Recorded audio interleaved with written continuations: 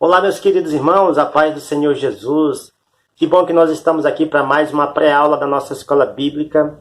Que bom que Deus nos deu mais essa oportunidade para estarmos aqui passando para você comentários, subsídios e informações que muito acrescentarão aí na sua caminhada com Deus.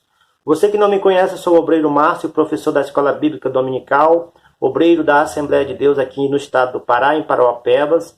Nós publicamos aqui neste canal uma série de estudos bíblicos da classe de adultos e também da classe de juvenis.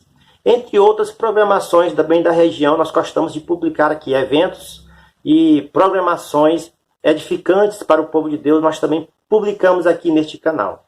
E nesta oportunidade, nós iremos publicar aqui a lição número 4 da classe de juvenis. Você que não conhece a revista Juvenis, esta revista aqui, ela está com o tema do trimestre Ética Cristã para uma Juventude. Estamos estudando tudo sobre ética cristã para os nossos jovens e adolescentes. Nesta lição, nós temos aqui 3 pontos importantes. Mas antes de entrar nos pontos, eu gostaria de falar o tema para você. O tema dessa lição é o tema relacionado à família, que diz Ética Cristã na Família.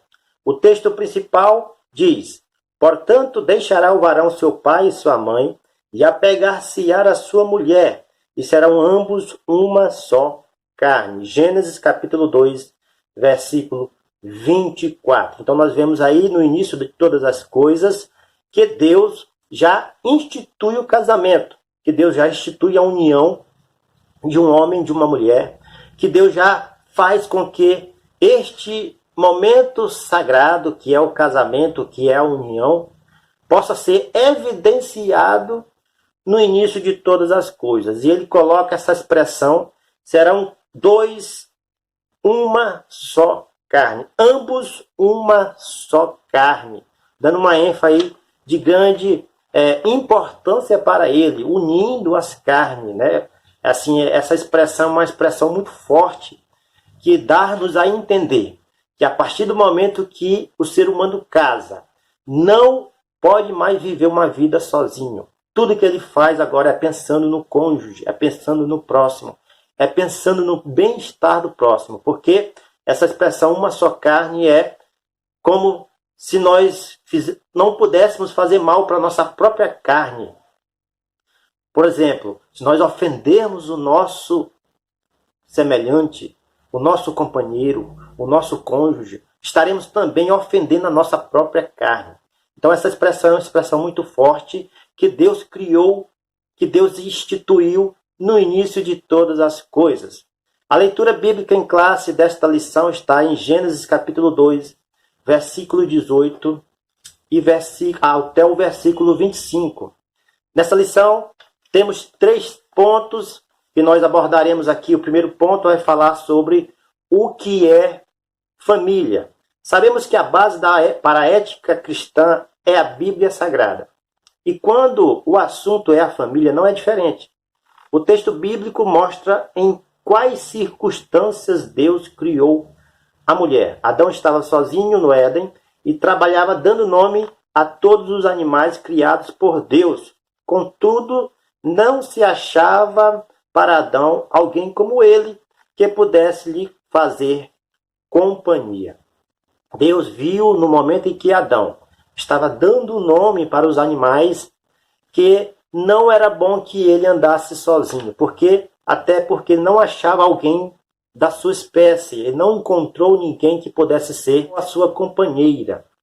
Nós vemos aí que Deus então faz Adão dormir um sono profundo, e da costela de Adão, a primeira cirurgia feita por Deus, Deus cria então a mulher, leva para Adão, e Adão dá o nome para ela de varoa, porque do varão foi tomado. E a partir desse momento, Deus vê que o homem necessita de ter uma companheira. O homem necessita viver em comunhão com os outros, com a sociedade. Este momento do casamento tem uma uma importância, tem um significado muito mais amplo do que nós imaginamos. Homens precisam se relacionar. Mulheres precisam se relacionar. Então, o casamento, a ética cristã e a família precisa estar enquadrada em todos os cristãos que professam o nome de Cristo Jesus. E a família, então, foi criada neste momento, na instituição, lá no Éden ainda, quando Deus cria todas as coisas, forma Adão do pó da terra, cria os seres viventes, os animais, cria as plantas, as ervas, cria todas as coisas. Deus institui o casamento neste momento. Portanto, o que Deus ajuntou não separa o homem. É escrito em Mateus 19, verso 6, a parte B. Jesus Cristo falou sobre isso. O casamento ele tem características que não podem ser desfeitas. E a partir do momento que elas são desfeitas, podem ocasionar em alguns prejuízos para os filhos, para o pai, para a mãe, ou seja, para a família em geral. Por exemplo, o casamento bíblico foi projetado por Deus como a união heterossexual. É uma união que tem que ser de sexos opostos. Por exemplo, macho e fêmea. Por que eu falo isso? Quando nós olhamos para a palavra de Deus, nós vemos que o homem e a mulher precisam multiplicar, precisa gerar filhos, para que esses filhos sejam biologicamente do pai e da mãe. E também para que a família possa ser uma instituição que faça com que outras famílias sejam criadas, sejam feitas. E quando não é feito um casamento, quando o casamento foge deste padrão bíblico, podem acontecer alguns problemas. Por exemplo, a procriação, a multiplicação. Não é possível uma família gerar filhos, um casal gerar filhos se não for do sexo oposto. Monogâmica, um único homem para uma única mulher. Um homem e uma mulher constituem a família bíblica criada por Deus no início de todas as coisas. Porque a partir de mais pessoas envolvidas neste relacionamento, também terá vários problemas. Deus abomina aquelas pessoas que se envolvem com outras pessoas que não sejam a sua esposa ou o seu marido. É traição, é adultério diante de Deus, e Deus fala que essas pessoas não herdarão o reino de Deus. Também ele é indissolúvel e com o propósito de gerar filhos, aquilo que eu falei. O casamento, no início, Deus não quis que as pessoas se separassem, como Jesus falou aqui, que portanto não separa o homem, portanto que Deus uniu, não separa o homem. Mas Jesus, indagado pelos fariseus, ele diz que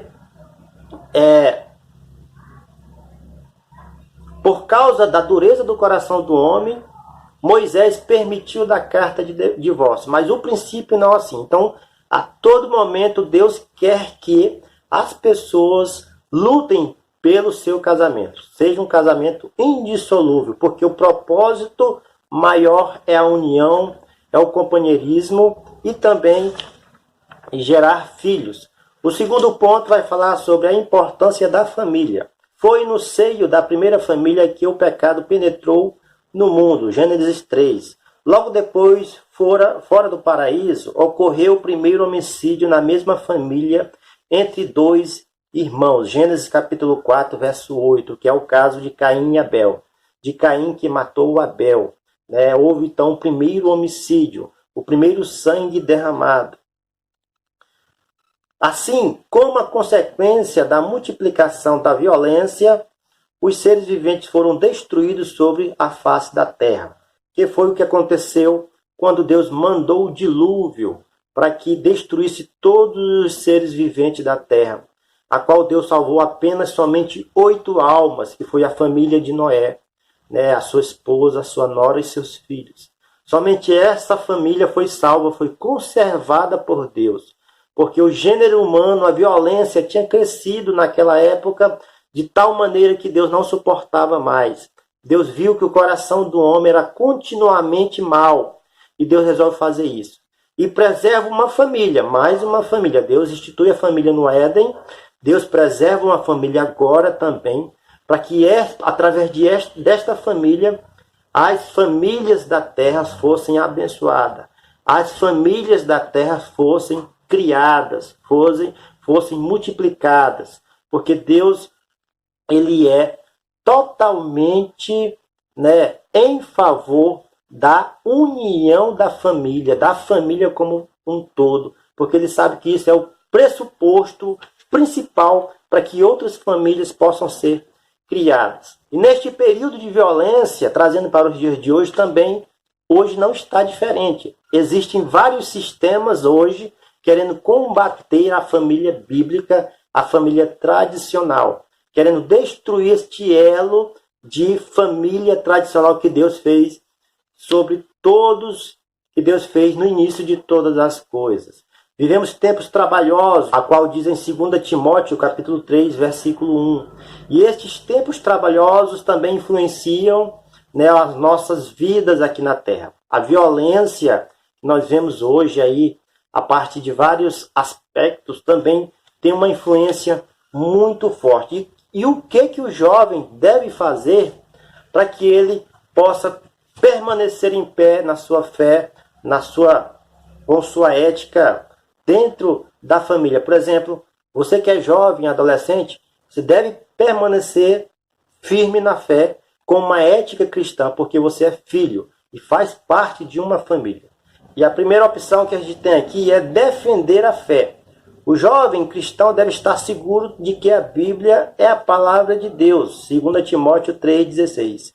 Não permitindo que a sua mente seja moldada pelos valores do presente século. Romanos 12, versículo 2, que diz: não vos conformeis com este mundo, mas transformai-vos pela renovação da vossa mente. Quando a palavra diz conformar, transformar, significa o seguinte: conformei-vos é que nós podemos levar aqui em consideração um exemplo muito bem simples, que quando a gente coloca um bolo, está fazendo um bolo, que coloca naquela vasilha de bolo, e aquela massa é jogada dentro daquela vazia, aquela massa ela se conforma com aquela vazia.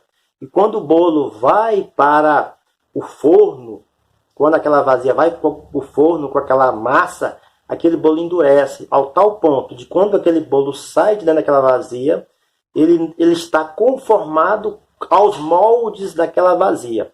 A palavra de Deus nos fala de conformar, para nós não nos conformar, é justamente neste aspecto, para que nós não nos conformemos, nós não nos adaptemos, nós não nos acostumemos com as coisas deste mundo, porque a palavra de Deus diz que o mundo jaz do maligno. 1 João capítulo 5, versículo 19. O mundo já é do maligno. O sistema mundial, tudo vai contra os princípios de Deus.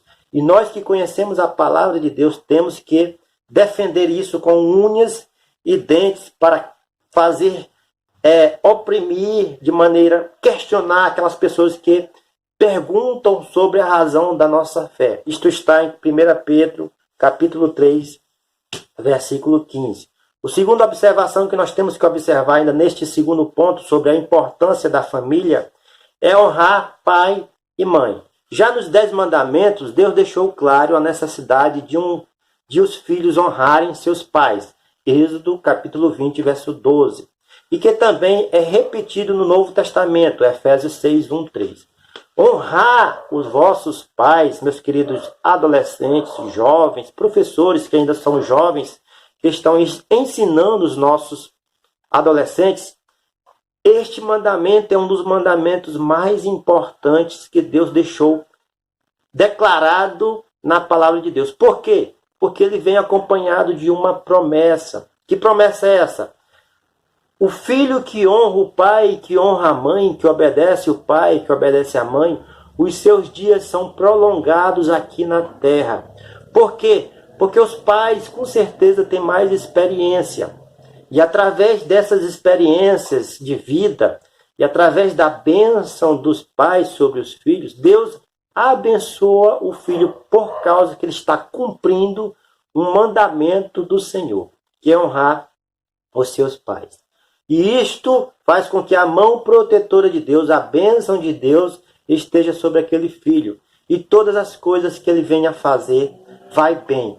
Porque a palavra de Deus nos diz que todas as coisas cooperam para o bem daqueles que amam a Deus. Então, mesmo que estas coisas que venham ao nosso encontro seja uma coisa aparentemente mal aos nossos olhos, Deus sabe o porquê que está vindo. Às vezes é para moldar o nosso caráter, às vezes é para moldar o nosso entendimento, é para que nós pudéssemos então ser edificados e criar na nossa base solidez, para que quando vier um dia mau, nós estar preparados. Então todas as coisas, com certeza, eles cooperam para o bem daqueles que amam a Deus, aqueles que amam a palavra de Deus, aqueles que amam estar na presença de Deus. E este mandamento de honrar pai e mãe é um dos mandamentos, meus queridos irmãos, que não deve ser transgredido. Terceiro ponto vai falar sobre a vontade de Deus para a família. Neste ponto, a palavra de Deus nos diz uma vontade que Deus quer para as famílias, né, de maneira mais clara. Nossa revista faz um comentário aqui sobre os Salmos de número 128, que diz: aquele que teme ao Senhor e anda nos seus caminhos, bem-aventurado aquele que teme ao Senhor e anda nos seus caminhos. Do trabalho das tuas mãos comerá, feliz será, e tudo te irá bem. Tua esposa no interior da tua casa será como videira frutífera, teus filhos como rebentos das oliveiras, à roda da tua mesa. Eis como será abençoado o homem que teme ao Senhor. O Senhor te abençoe desde Sião, para que vejas a prosperidade de Jerusalém durante o dia da tua vida. Vejas os filhos dos teus filhos, a paz sobre o Israel. Então, é bem-aventurado o homem que teme ao Senhor. Tem aqui uma lista de características que vem das bênçãos de Deus. A mulher é como uma bênção dentro de casa. Os filhos são obedientes. E a paz reina na sua casa e vai muito mais além. Vai de gerações em gerações, mediante todos que estão na casa temerem ao Senhor. Aos pais cabe instruir aos filhos no caminho do Senhor e não provocá-los a ira. Deuteronômio 6:7.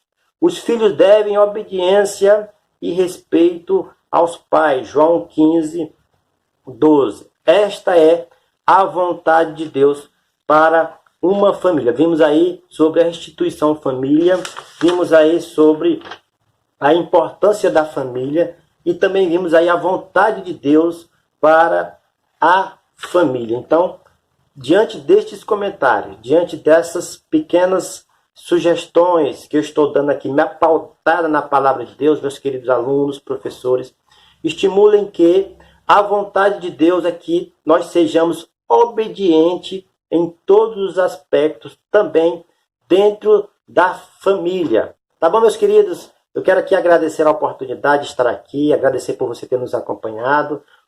Te pedir, inscreva no canal, ative o sininho de notificação, né? Publique, compartilhe, né? Curta os nossos vídeos, que eu tenho certeza que está sendo bênção para você e para a sua vida. Obrigado por você estar aqui e até a próxima aula, se Cristo, o nosso Senhor Jesus, nos permitir.